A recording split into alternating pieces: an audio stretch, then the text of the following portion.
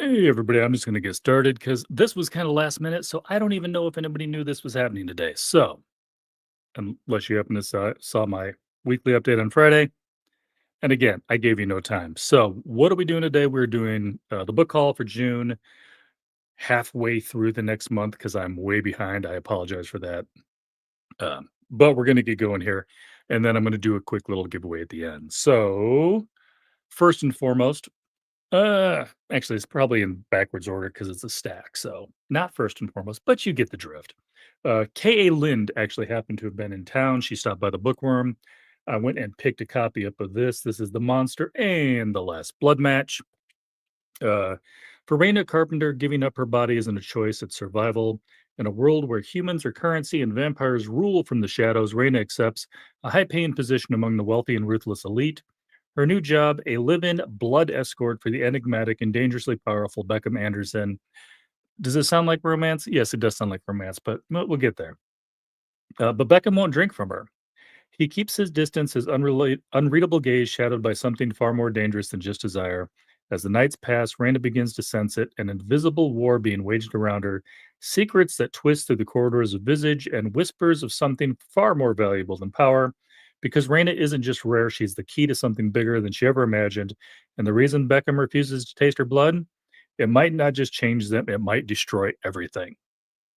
Again, I don't normally read a lot of romance, but this one did sound a little bit interesting. I'm going to give it a try. And I like to support my local indies. And like I said, she was over at the Bookworm. So I'm going to give it a try, see what happens. All right.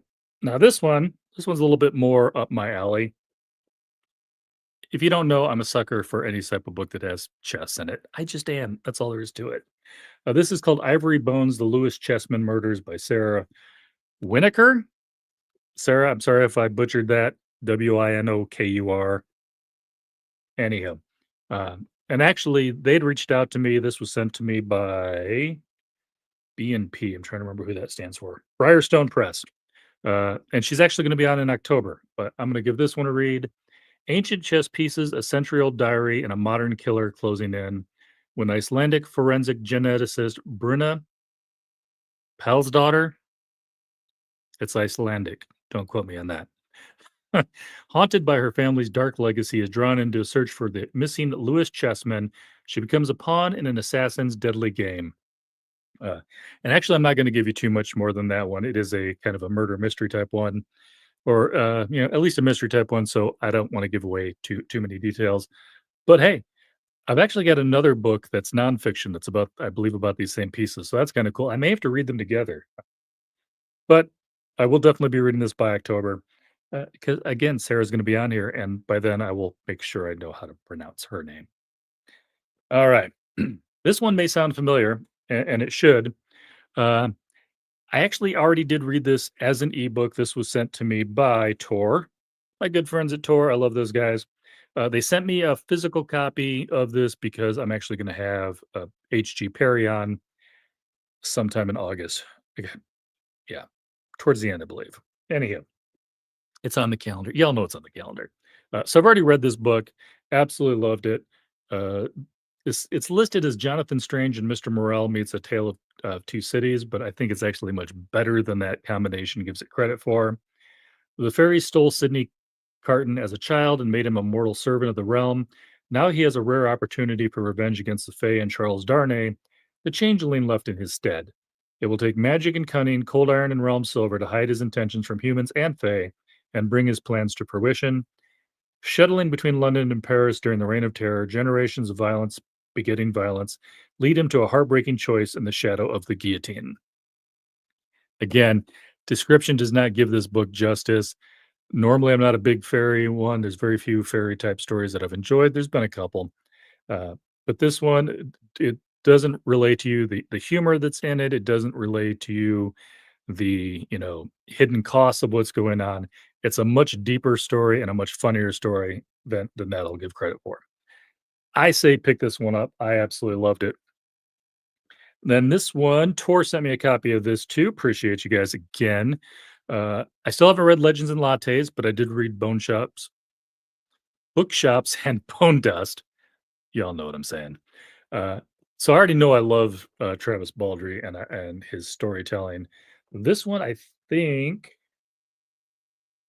can't remember if this is a sequel or a prequel or a just same world one, and the back doesn't give me a lot of help on that either. Alright, Fern has weathered the stillness and storms of a bookseller's life for decades, but now in the face of crippling ennui. I'm never sure how to pronounce that word. It's one of those ones I grew up reading and not saying. I think I said it wrong. I'm not gonna look it up now. Uh, Transplants herself to the city of Thune to hang out her shingle beside a long absent friend's coffee shop. So it sounds like it's a sequel. Legends and Lattes came first. Bookshops and Bone Dust was the prequel, and then this looks like it's the sequel that ties them both together. I'm not going to go any farther than that. You've either read the books or you haven't. This is, I'm going to guess, I'm going to call it book two in the series if we count B and B as book one half. But love his writing, and also if you get a chance to listen to the audiobook, he started out as a voice actor. He does do his own narration, and he is excellent at it. But I'm still happy to have gotten the physical copy. I will be giving that a read. I will need to get Legends and Lattes done first, though. All right, this one. Uh, Tor sent me a copy, which my daughter immediately stole. And then my local bookstore also had a copy of The Ark. This book is out soon, if not out already. But I got this last month, and I will definitely be getting this one to read. I did love book one, which I believe was Book of Night. I'm brain dumping on it. 99% sure Book of Night by Holly Black. And so this is going to, I believe, taking up where that one left off. Uh, there'd always been something wrong with Charlie Hall.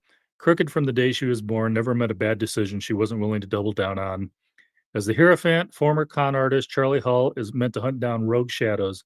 That's the price she paid for saving her lover in Powerful Shadow. That'll happen in book one. Vince from the Powerful Cabal Leaders. Not going to go much into that more because if you haven't read book one, I don't want to give anything else away.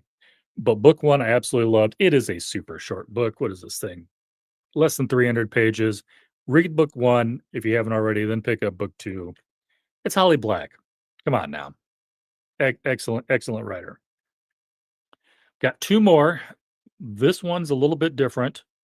I pre-ordered this from my local bookstore. I did. And I don't remember why. But something about it made me love it enough that I wanted to pre-order it.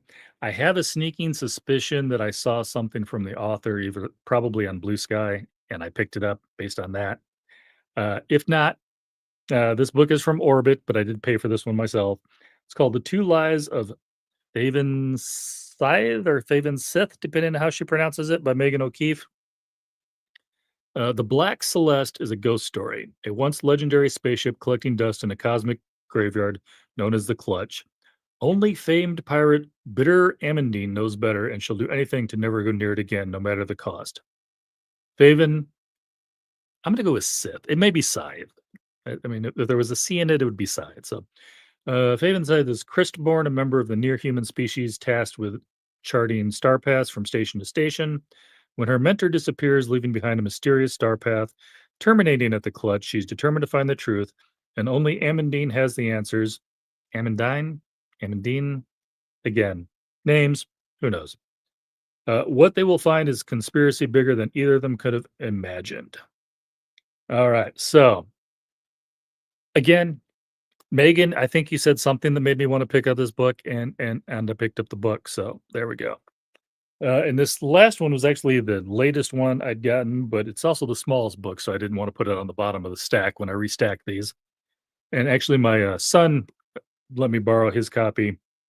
So everybody who reads sci-fi and fantasy has probably heard of this book. Most of you have read this book, and it's just one of those ones I hadn't gotten to yet. So I'm going to fill in some of my missing pieces, and I'm going to be checking out Flowers for Algernon by Daniel Keyes.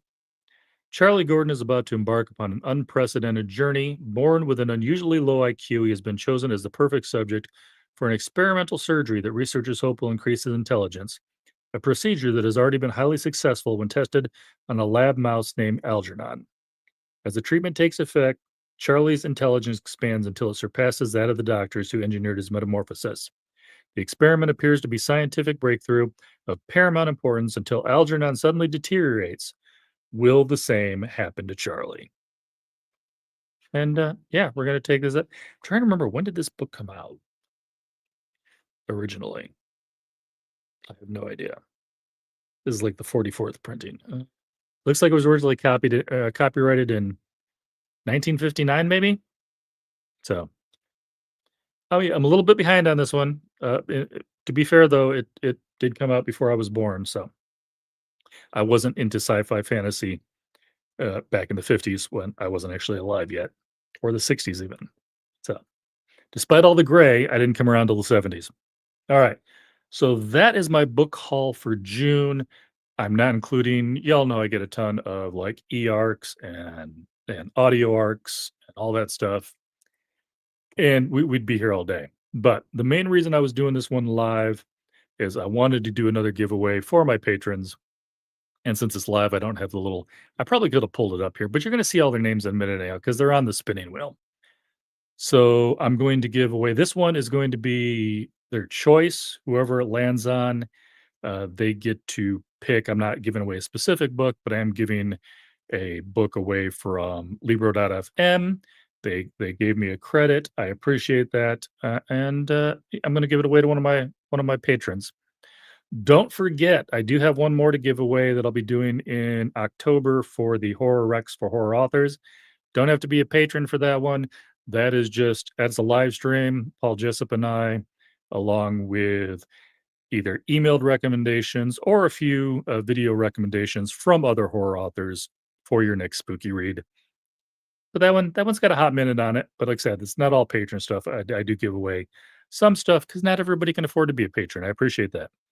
But I also appreciate my patrons. So what do we got? We got this. I already got the three names on there. Da-da-da-da-da. Where's the spinny button? I haven't done this in a while. Oh, yeah, there it is. In the middle, I'm looking on the sides. All right, let's see who this lands on. Dun, dun, dun, dun, dun, dun, dun. Geez. I'm glad you picked, because if I was trying to figure out which side of the line that was on, I would have no freaking clue. That was ridiculous. All right. So, Connor, I'll get a hold of you, figure out which Libro book you want a copy of, and I've already got your email, so I will get that sent to you. All right. Like I said, it was quiet in here today, but I also did not give anybody a lot of warning on this. Again, when I'm doing a giveaway like this and I'm doing a little spinny spin, I like it to be live so everybody knows it's on the up and up. But that is it. Monday, tomorrow. Wow, the weekend's getting away from me. Tomorrow, the Paul Tremblay interview will drop at 7 p.m. Central. I'll probably do that as a premiere, so I will be live.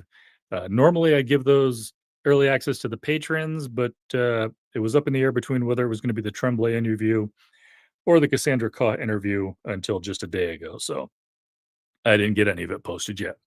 But we'll be doing a premiere for that, and then the Cassandra Caw interview should be next Tuesday. Actually, I'm doing it on Tuesday, even though her book drops this Tuesday. I'm doing it on next Tuesday though, because I already have an interview set up on Monday with Jake from Nerd Level Rising. And yeah, that's a week in advance. That's as far enough to go on a book haul. This is not a looking forward thing. So let's get that. We all seen it's Connor. Let's get that out of there. I've got too many windows. Where's my cursor? There's my cursor. All right. So I appreciate everybody who watches this, and I will catch you later.